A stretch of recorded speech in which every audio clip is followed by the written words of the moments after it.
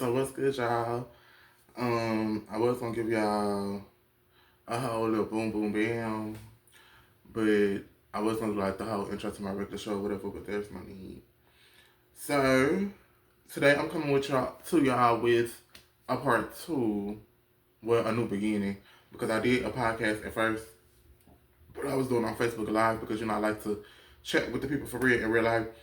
So that's how I was doing it or whatever. So I want to try to do that here as well, but that'll be later when we get the things we need, whatever. So in that podcast, it just wasn't like it was like the typical podcast you see most of the time. Like we just talk about boom boom bam. But this is a podcast with purpose.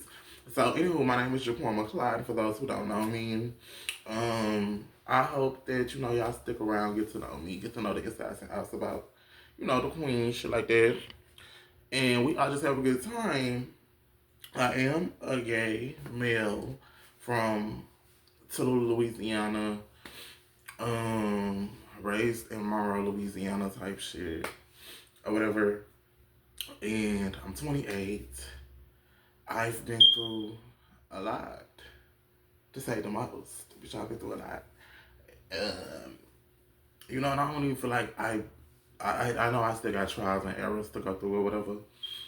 But yeah, 28, black. So imagine gay and black, but you got a lot faced up against you already. Anywho, the name of this podcast is called the Muse Podcast, and it is basically, um, basically going to be about mental health in the black community, and how can I put it? Dismantling the lies that we were told as black people, being gaslit in white America, even though we built this shit. So yeah, that's what it's about. And this episode is just, letting y'all know the trajectory of this podcast and what I feel like it will bring to the podcast space. So the name of the podcast again is the Mirror Muse Podcast. Is based around your mental health. The mission for this podcast is to get black people under all umbrellas to have a different mindset and find their new self. To be okay with having a voice, whether it's quiet, loud, monotone, or obnoxious.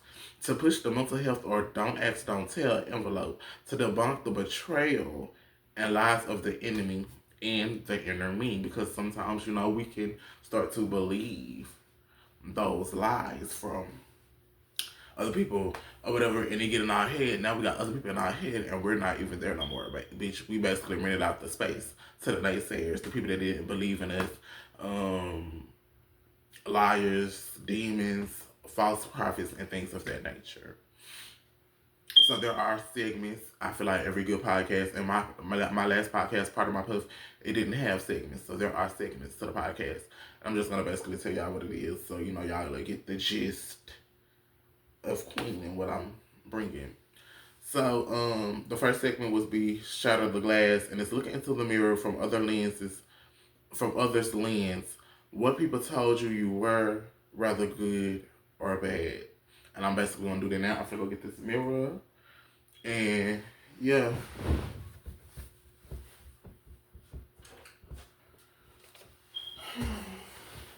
We're back. Here's the mirror. I'm gonna have it like not in the way, but I'm gonna be looking at it. So basically, to start it off, you're too much. You do too much.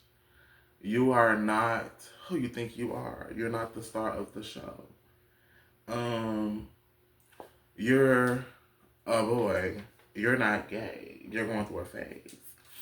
You aren't bigger than the program. You are a disappointment. You're a failure. You won't make it as far as you think you should. So that'll be, that one or whatever. Mind you, bitch, I don't believe it because queen. Always. Granted, I'm not where I feel I should be, but I'm exactly where I'm supposed to be. Bitch, there's no place I'd rather be. Type shit. Um, then, as I'm talking to my guests. I don't have no guests on here, and I can just treat y'all like my guests. So basically, I would like y'all to get a mirror and for y'all to do what I just did.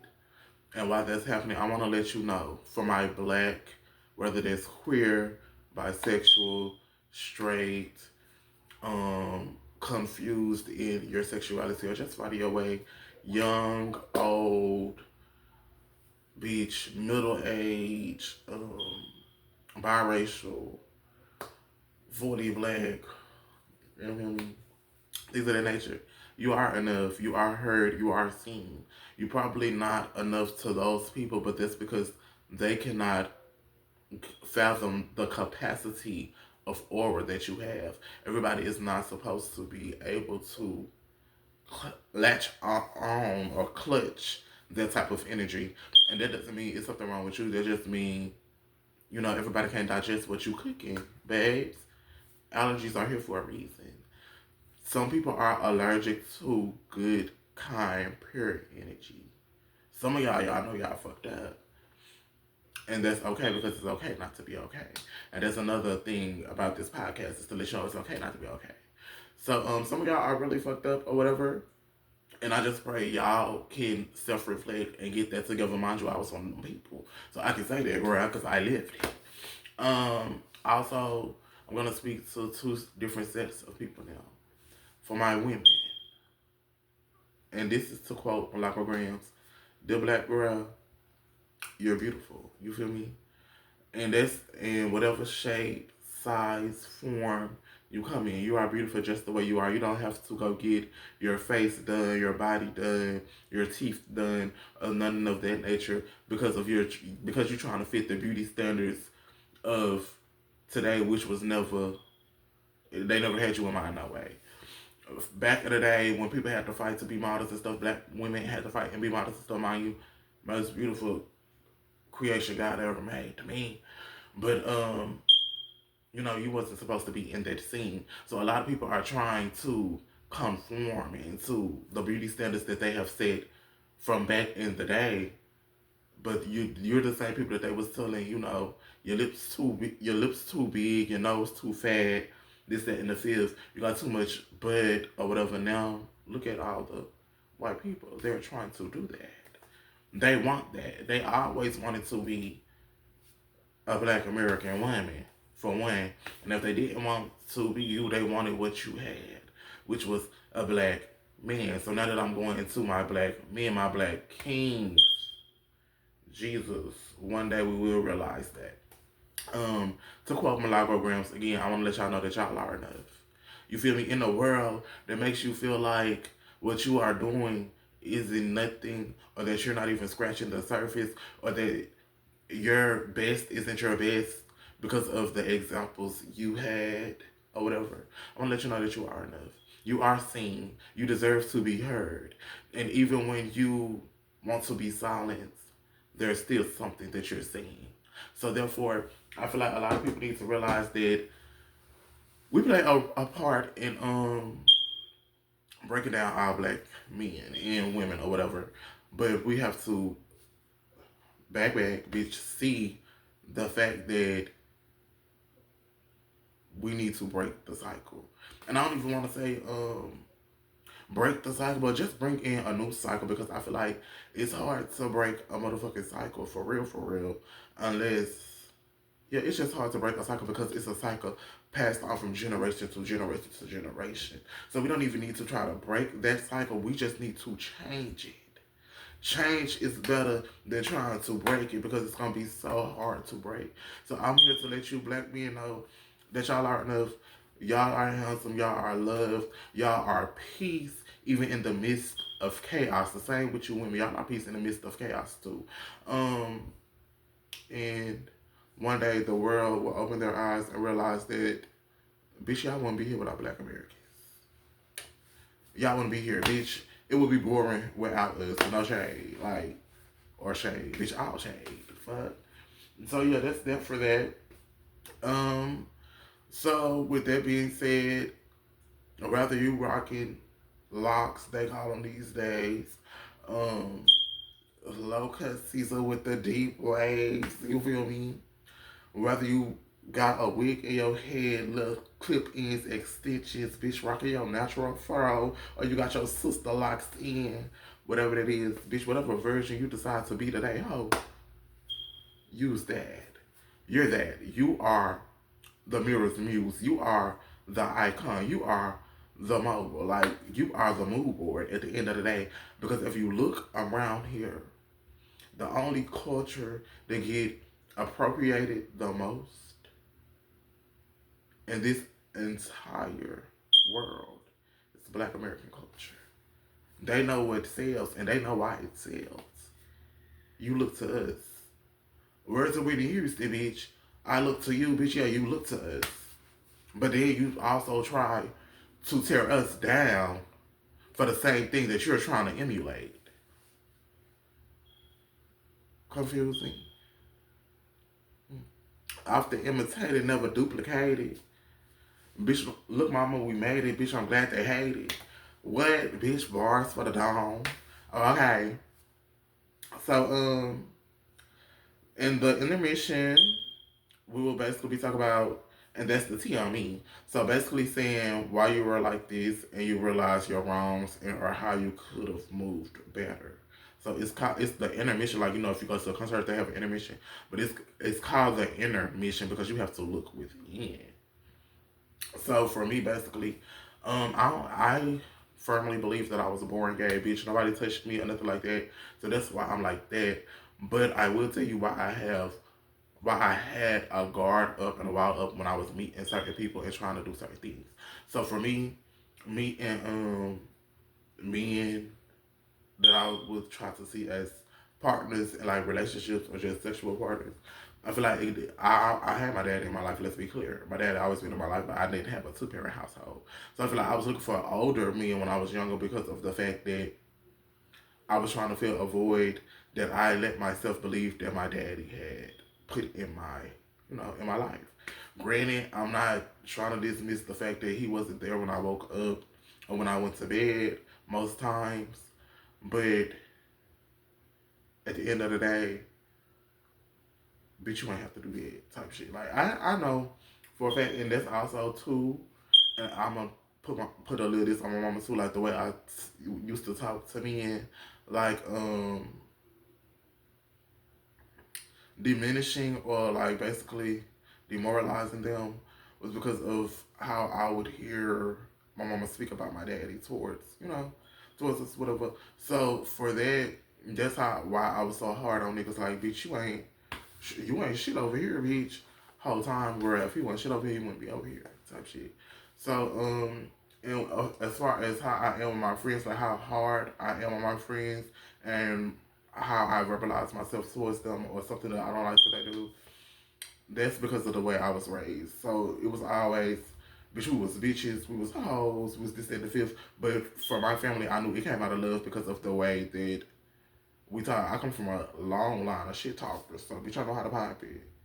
Okay, so with that being said, it's never. And then the people that I hate to say this, but once you get to know me, you will love me type shit because they know it's never out of malicious intent or harm or because of the fact that I'm not trying to make people feel less than themselves or anything like that. It's always out of love because I'm not talking to nobody. I don't give a fuck about.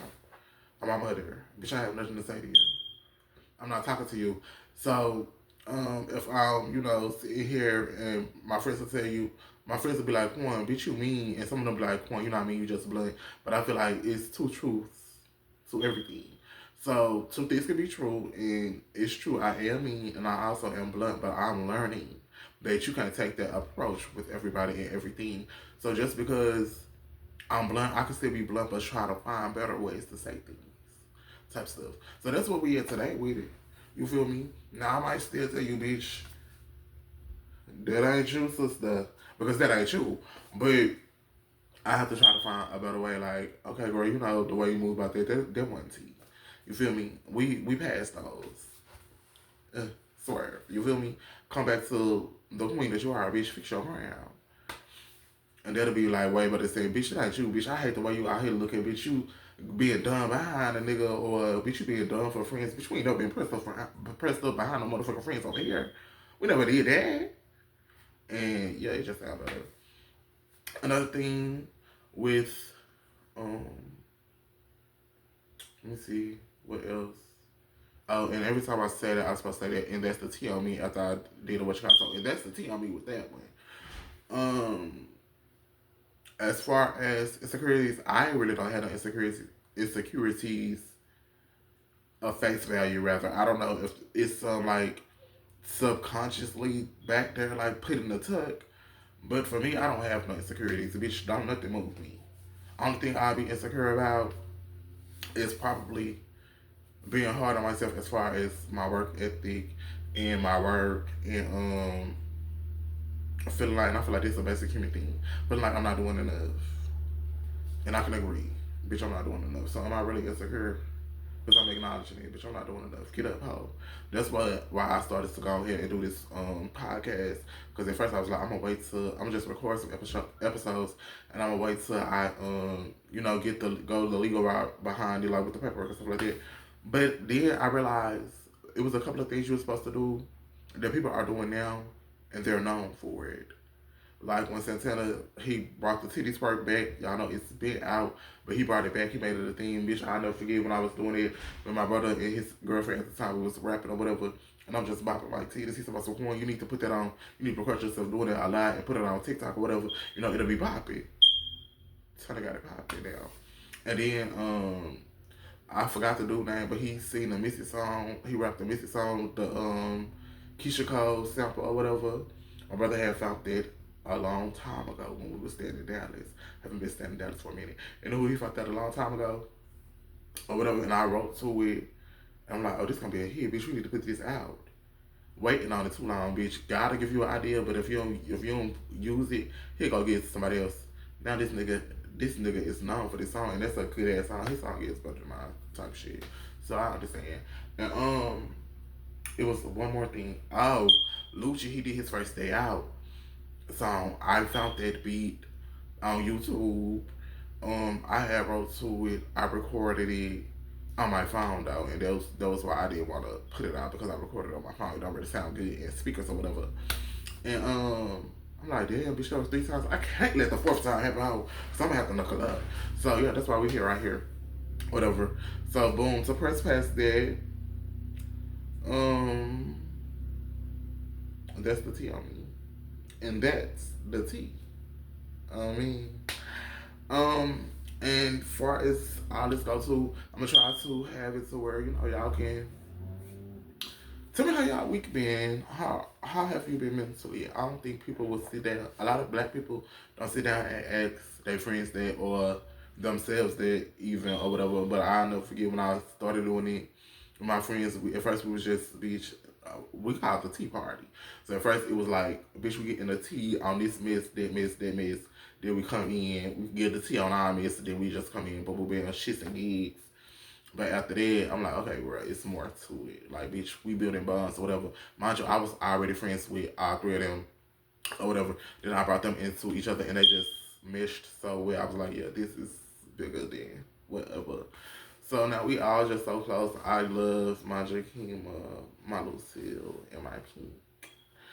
So yeah, or whatever. So I never forget I used to ask them that every week. Like every week I'd be like, okay, so how everybody doing mentally? And that answer. And then one time they was like, bitch, you don't never say how you doing mentally. How are you mentally? I'm just like, when I sit back, I think I never said it because of the fact that once you say it, it's true. And I never wanted to like put it out there, y'all. It's like, bitch, I'm not okay. You feel me? I can pretend to be okay for so long until you realize you're not okay. Like, you standing in front of a broken mirror and you trying to seem like you this whole person. But in your core, in your spirit, your soul, you cracking. You feel me? So that's another reason why I thank God for the name, because I was actually writing a rap and I said I'm the mirror's muse. Um something like that, bitch. It was so many raps ago. So it was basically like I'm the mirror's muse or whatever. And when I sat down, I'm like, bitch, what does the mirror's muse mean? So for me, and this is what my God, Jesus' father gave me. Basically, the mirror muse to me is you can be looking through a broken mirror, you can be looking through a dirty mirror, you can be looking through a clean mirror that's perfect, you can be looking through a small mirror, or you can be looking through a huge mirror, and at the end of the day, the mirror is only going to show you what you want to see.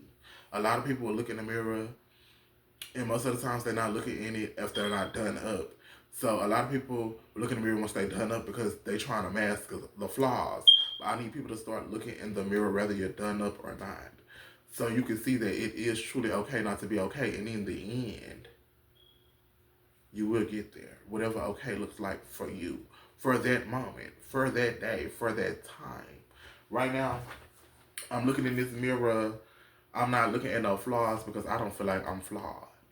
To somebody else, I will feel flawed, but I could be flawed type shit. But to me, I don't feel like I'm flawed, and this is how I'm going to come in whenever, whatever I do or whatever. It's basically just telling me, no matter how you look, how you feel, you still got to be the one to speak to said thing, said person or whatever. To rather it's to remind yourself who you are and whose you are, or what it is that you bring wherever, or rather it's to know that you look like this right now, but you won't always be right here. Type shit. So yeah. So this had came to me, and then like I wrote down the segments and the ideas for this in like 5 minutes, and I'm typing, but while I'm typing, I'm not really processing it. So that's how I knew God gave it to me too. So I'm like, okay, we need to go ahead and push this one or whatever. And I don't want to make this too long. I already feel like, bitch, we knocking on time. So we did the shot on the glass. We did the I underscore am. Um, no, we didn't. We did the and that's the tell me. Okay, so now this is the I underscore am. So this is where you hold a mirror and you look into it. You say what you are rather for that day or in your life, debunking what other people tell you who you think you are. And that's the closing. And every time I would have to say, I see you. So for me, it would be, I am greatness. I see you. I am peace. I see you. I am beautifully chaotic. I see you. I am whole. I see you. I am enough. I see you. I am worthy. I see you. I am kept. Lord, ain't no telling where I'd be if God didn't keep his hands around me. And I see you. I am the Son of God. I see you heavy on that one. I am who I am because of whose I am. I see you. I am exactly where I'm supposed to be. I see you. I am a great son, brother, cousin, friend, nephew, grandchild. I see you. I am joy. I see you. I am also broken. And I see you. Yeah.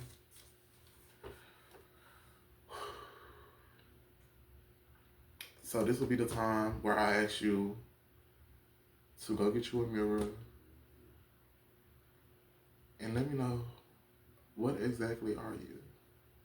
Who exactly are you? You can even put it in the comments if you want to.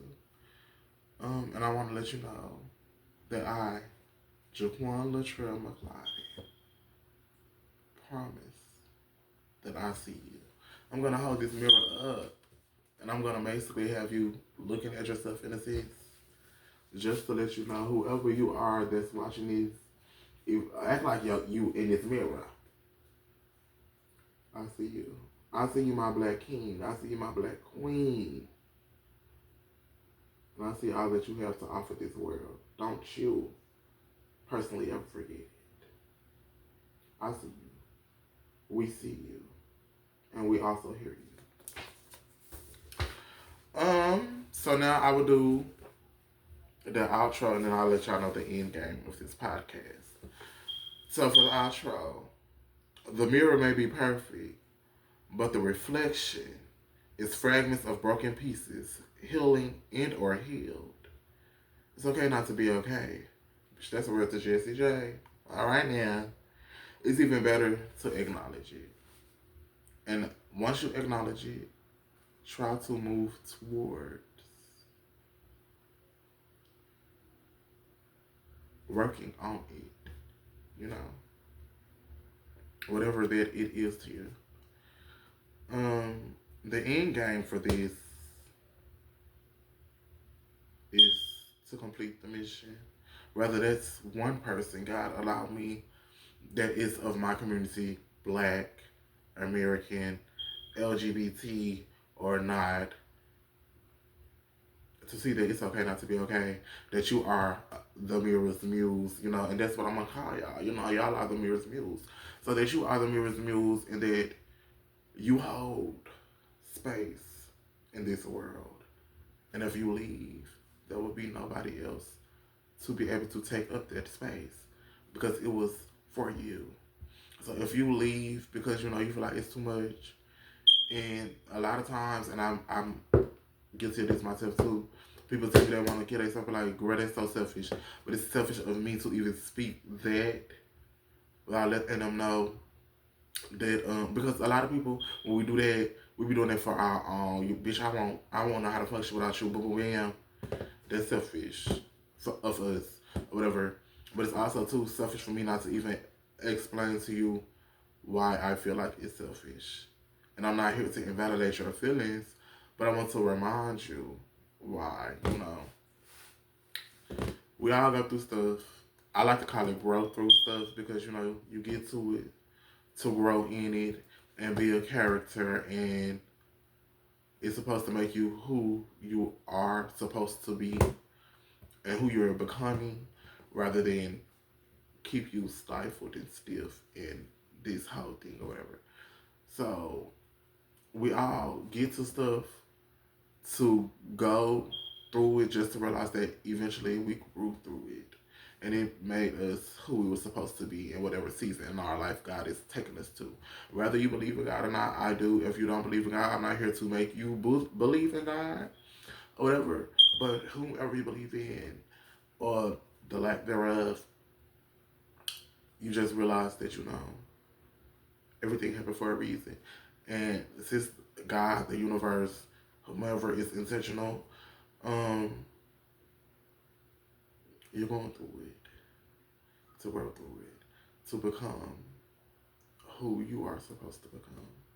And that's the beauty of the journey and not the destination. The journey is always going to be the hardest to push through because people be too focused on the destination, not forgetting that the destination is supposed to be like the promised land, the beauty.